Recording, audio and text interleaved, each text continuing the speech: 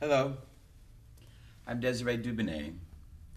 I've been a licensed psychologist for well over a decade.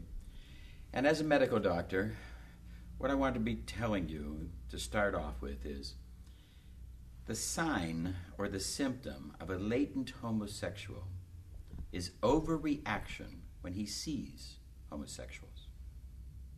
That's an undeniable medical, psychological fact.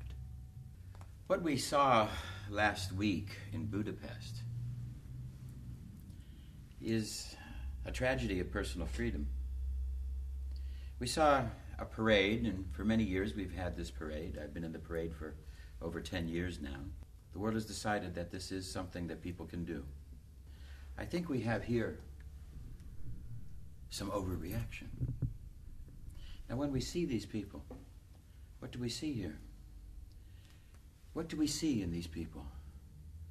For one, we see undeniable, without any doubt, emotional instability. We see, without a doubt, sexual insecurity. And what we see, without a doubt, is some degree of a latent homosexual overreacting. 7 to 10% of the people of the world are born left-handed. It just happens. It's what we call a type of cross-preference. 7 to 10% of the people of the world are born with cross-gender feelings. It just happens. Some of these have an extreme cross-gender preference. They're what we call the extreme gays. And they now have a life. They've been given a life because before they really did not fit anywhere in our society. Some of these 7 to 10% of these people are kind of cross. Maybe a little bit what we call AC/DC. They have the freedom of choice, or at least wise they should have the freedom of choice. But some of these people get overreactive. They're driven to extreme reactivity because this is a latent homosexual frustration. It's an unconscious process. None of these people are doing it consciously. They are unconsciously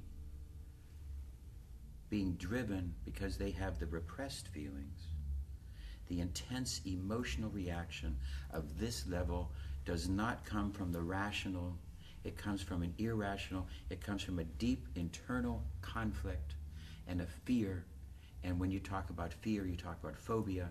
When you're talking about homophobia, what are you afraid of? There's other problems here. And there's the biggest problem of them all. The media will not cover my story. Because what I'm telling you is that the latent homosexuals are doing this. And the latent homosexuals at the media, the latent homosexuals at CNN, Euronews, Sky, these are the problem. This is news. The latent homosexual doing the violence is news. Inside CNN and Sky and these other places, 1 out of 11 people is a latent homosexual. He's the guy in the office that makes the loudest laugh and giggles a little extra too long. As Shakespeare said, the lady doth protest too much. When all of a sudden, every time he laughs a little longer, or every time he slants a homosexual story, people are going to look at him and say, oh, what are you hiding there, Jack? So I have a sugar-coated message for the media. I just want to say this with an awful lot of tact and compassion and really just sugarcoat the message, about this. And I just want to say, you fucked up bad. You fucked up real bad. How bad? So incredibly motherfucking stinking ass bad. You motherfucking limp ass latent homosexual dicks. What the fuck is wrong with you? Oh, you people are spending your weekend sucking dick, and then on Monday you won't cover the fucking story. The story that could save the world, could save lives, could save blood, could save fucking Europe. Money! You fucking loser ass, stinking ass wieners. We're onto your ass now. Your boss is onto your ass. This fucking video will do it. The people of the world will see this on YouTube, and they'll know who the fuck the problem is. You weenie little latent homosexual motherfucking fag ass, dick ass losers. Excuse